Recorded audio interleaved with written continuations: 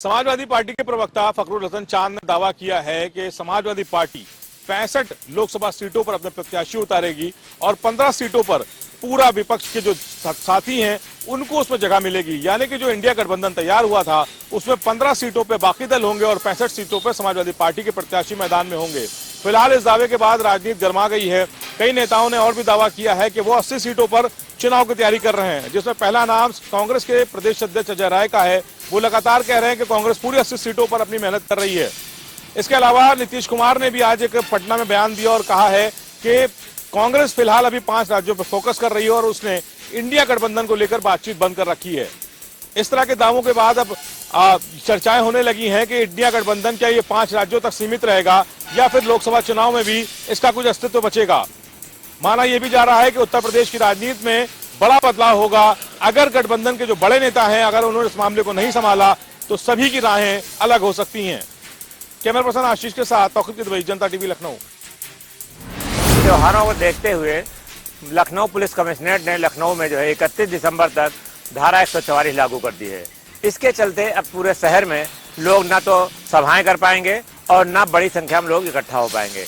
और विधानसभा के आसपास ही नहीं बल्कि बड़े चौराहों के आसपास भी अब ना तो तांगा गाड़ी, घोड़े गाड़ी चल पाएंगे, ना जो है ज्वलनशील पदार्थ लेकर लोग आ जा सकेंगे। इन पर नियंत्रण रहेगा। साथ ही जो है लोग ड्रोन से शूटिंग भी नहीं कर सकेंगे विधानसभा और उसके आसपास। ये कोशिश की जा रही है कि इस दौरान ज्यादा से ज्यादा शहर में शांति रहे और लोग शहर में सकुशल अपने पर्व त्योहार मना सकें। तो त्योहारों को शांतिपूर्ण मनाने के चक्कर में किया गया निर्णय लोगों के लिए हितकर साबित होगा। शासनादेश जो अभी जल्द ही चिकित्सा स्वास्थ्य विभाग द्वारा शासनादेश हुआ है, उस शासनादेश के अनुक्रम में ऐसे डॉक्टर जिनकी उम्र 62 या 62 वर्ष से ऊपर है उनको प्रशासनिक पद उनसे ले लिया जाएगा और बचा हुआ जो सेवा काल है वो चिकित्सक के रूप में उनको देना होगा। अगर ऐसा जो डॉक्टर इसके विरोध में रहेंगे उनको सरकार सेवानिवृत्त भी कर देगी। अभी हाल में ही ऐसा शासनादेश आया था कि जिसमें 62 वर्ष से जो सेवानिवृत्ति का जो समय है वो 62 वर्ष से 65 वर्ष कर दिया गया। निश्चित रूप से ये कहीं ना कहीं खुशी की खबर सरकारी डॉक्टरों में थी। वहीं शासन द्वारा ऐसा शासनादेश जिसमें कि 62 वर्ष से ऊपर के चिकित्सकों से उनका प्रशासनिक पद लेते हुए उनको चिकित्सक के रूप में अपनी सेवा देने होगी। कहीं ना कहीं चिकित्सकों के संख्या में इजाफा तो करेगा, लेकिन कहीं ना कहीं ऐसे डॉक्टरों के लिए ये संकट काल भी है जो 62 वर्ष की आयु या उससे ऊपर तक प्रशासनिक अमले का स्वाद लेते हुए अपने रसूख को कायम कर रखे हैं। अब देखना यह है कि इस शासनादेश का कितना फर्क डॉक्टरों पे पड़ता है। कैमरा पर्सन आशीष के साथ सत्यव्रत शुक्ल, जनता टीवी, लखनऊ।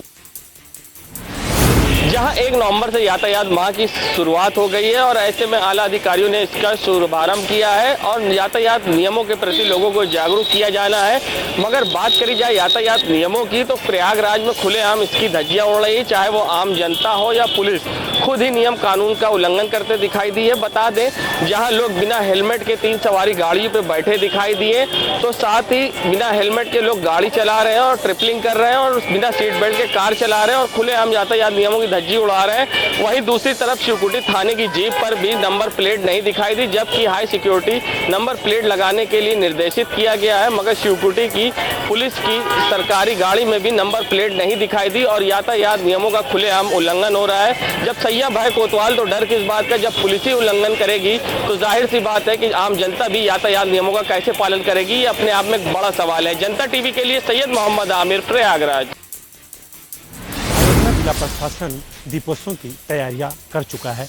आज इसी क्रम में आईजी प्रवीण कुमार और कमिश्नर गौरव दयाल, जिलाधिकारी नीतीश कुमार, एसएसपी राजकरण नैयर, तमाम आला अधिकारी राम की पैड़ी पर पहुंचे हैं। यहीं दीपोत्सव होना है। 21 लाख दिए जलाएंगे और अयोध्या की जो दीपोत्सव है एक मेले के रूप, एक सांस्कृतिक के मानक के अनुसार तमाम पटाखे लगाए जाएंगे और उसकी तैयारियों की समीक्षा करने स्वयं जिले के आला अधिकारी मौके पर पहुंचे हैं और सुरक्षा व्यवस्था के इंतजाम कैसे हों, क्योंकि अयोध्या दीपोत्सव में लाखों भीड़ आती है और सूबे के मुखिया योगी आदित्यनाथ इस का अध्यक्षता करते हैं और देश के कई देशों की इस दीपोत्सव में शामिल हो चुकी हैं, चाहे कोरिया की हो, चाहे मॉरिशस के हो।